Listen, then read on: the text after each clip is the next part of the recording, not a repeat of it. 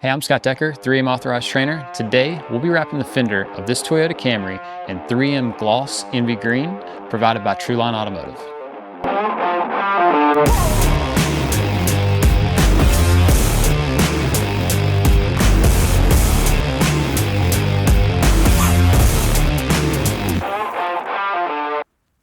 For this install, we're going to keep the tool simple and efficient. So we have isopropyl alcohol and some clean microfibers. We've got clay bar, make sure we get the substrate nice and clean. We've got some new squeegees with buffers. We got a couple different types of knives with knife tuckers. And then we've got our masking tape. That's going to help us hold our panel in place while we get it set. We've got a wrap glove. Wrap gloves are really nice because essentially it turns your hand into a squeegee. We've got the blade cage. It's going to keep up with any of your used or old blades. Then we've got a heat source, whether that's a traditional heat gun or a torch. Before we touch any vinyl, we want to make sure the substrate is fully prepped. We're going to start with a proper wash with quality detergent. Then we're going to go to clay bar. Then we're going to wipe the entire thing down with isopropyl alcohol. We're going to pay close attention to the edges because that's where most failures happen. Here's a pro tip. Take your microfiber, wrap it around your squeegee, and this is going to help you get into some of these hard to reach spots like the bottom of the A-post or around the headlight. The goal is to try to get out any of those contaminants before we start our installation process. Next, we're going to tape our vinyl up in place. Then we're going to cut off any of the excess material that we're not going to use, like any of the vinyl that falls into the wheel well.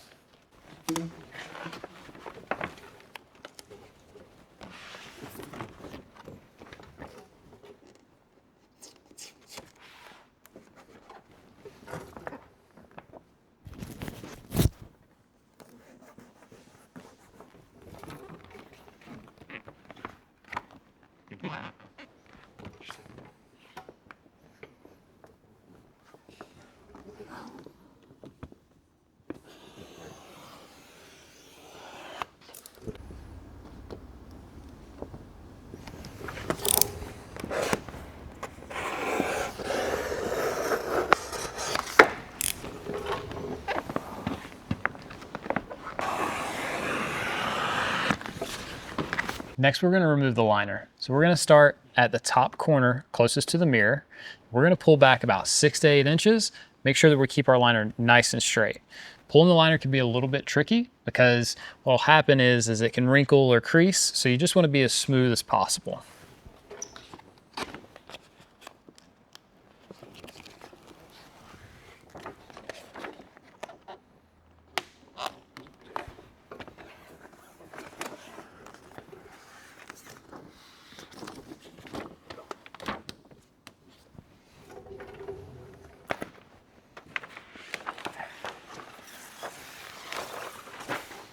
We can use a couple anchor points to hold the material in place while we're removing the liner.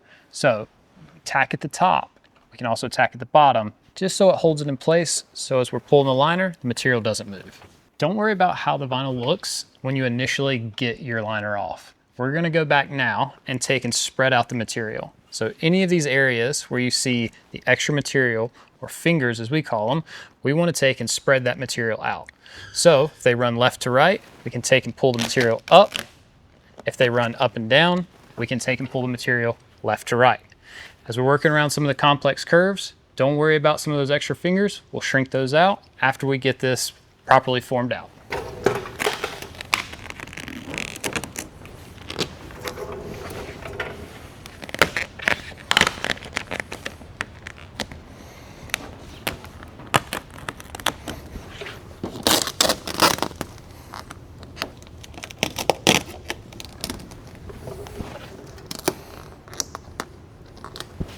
Once we've got all the excess material spread out as much as we can, we may end up with just a little bit of extra material, but that's okay because we can take our heat gun and we'll shrink out that last little bit.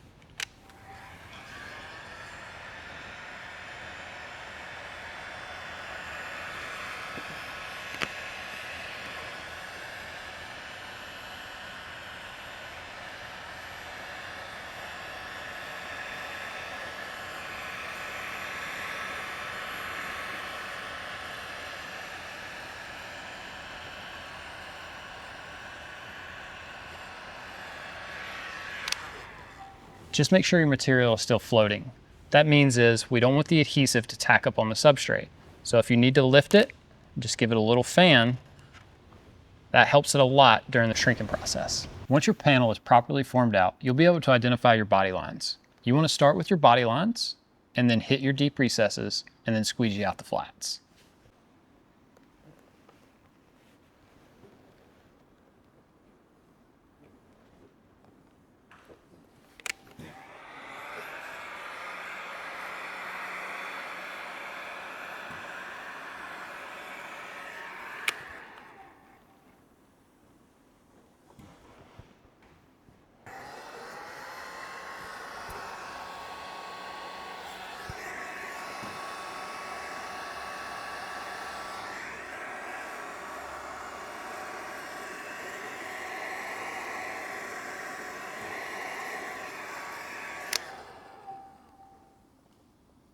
Now that we've hit our deep recesses, we're what we're called back to flat.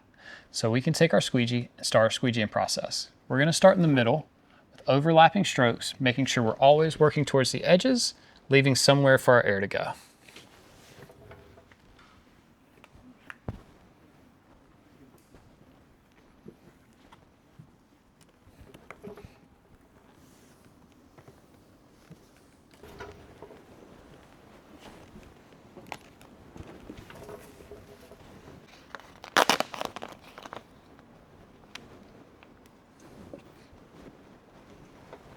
All of 3M's 2080 Gloss series has a protective layer over top of it called the protective film layer, or the PFL. I like to remove that before we move in to finishing.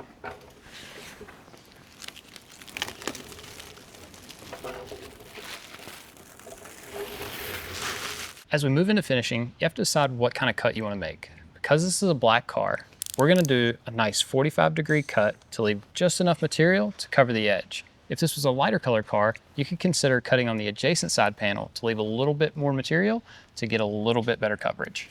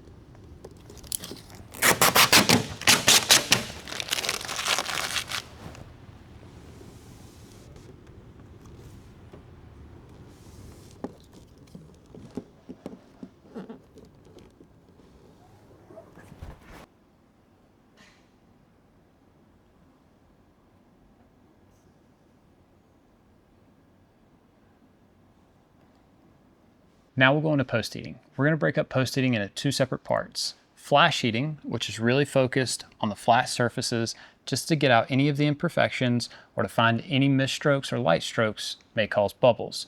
Then we'll do deep post heating, which is going to be focused on our deep recesses and really making sure that our edges are locked down and sealed up all the way. So if we have any failure points, that's where it's going to be.